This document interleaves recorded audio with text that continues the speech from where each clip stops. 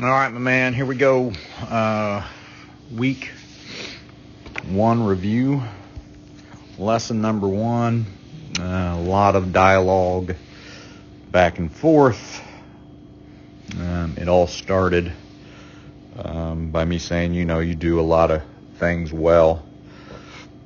So many issues early in the takeaway set up some of our failures later in the swing.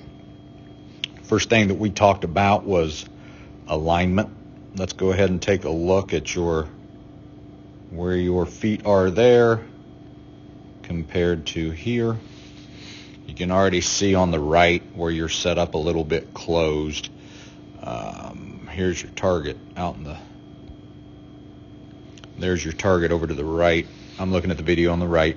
And we can clearly see that your feet, hips, shoulders, forearms are all a little bit right of your target, which causes you to do some things later.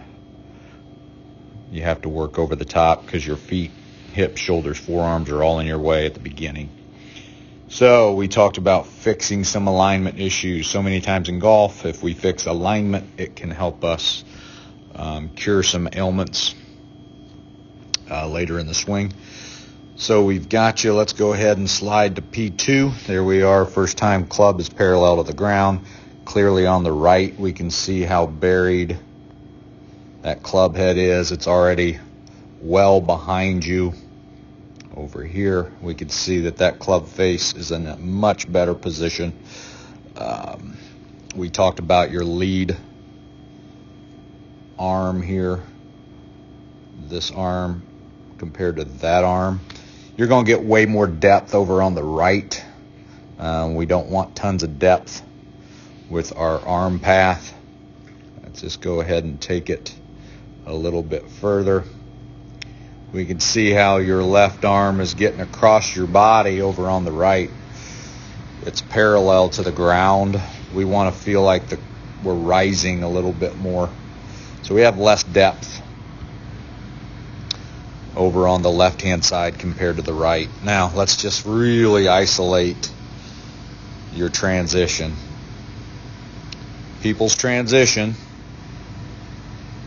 there's a millisecond of time that gets us off, and once this transition is poor, we can't recover. I'm going to separate these two.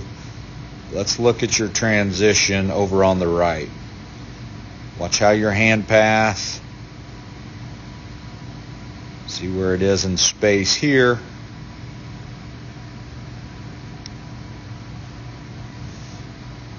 Your hand path goes this way. That's no good. We can clearly see your right hand takes over. And look how that shaft rises instead of falls. So that's the casting move. Your right hand is dominating your transition. You're already trying to hit the ball at the top of your swing. Watch over here. As we get to the top, there's much more of a hesitation. And now look where this shaft falls behind us. Steep. Steep.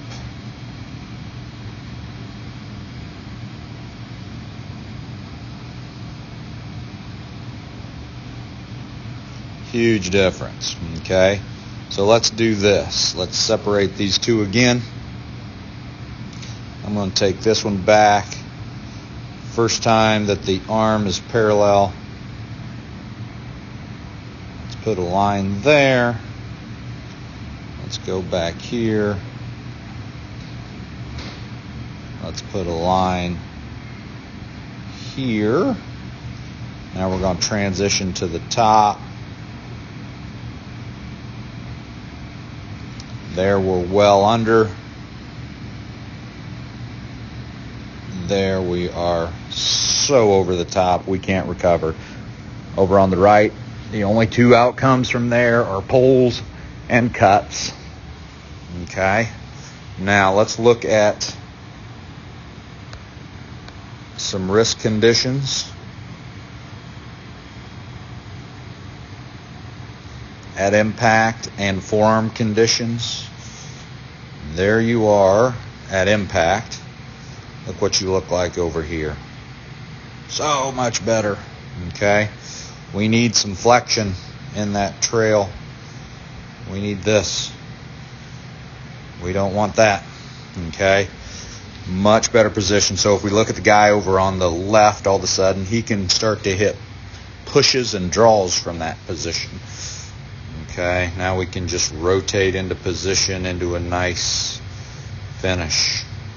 Okay, love that over on the left right there. So much better. Okay, so we gave you the drill of putting something, an arbitrary target between you and your target. Just trying to hit push draws around that alignment stake that's out in front of us. Stay with an 8-iron, 9-iron wedge. Stay patient.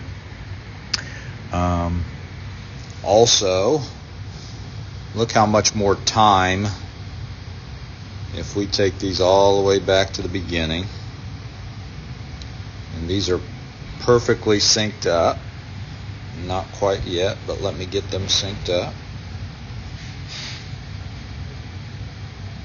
So let's say they're perfectly synced up right there. Look how much more time you'll have on the left. Time is an important factor in golf that we don't talk about a lot. But look how much more time you're going to have. I'm going to play this video. These are perfectly synced up. You're already impact. Now you're at impact there. Okay? So it's a slower swing. Your transition is way too fast. We're going to slow it down, give you more time to let all that lower body sequencing happen. So a lot of information. Next time we get together, it'll be more, we'll have a focus on and a roadmap of where we're going. But good job. Let me know if you have any questions, Jared.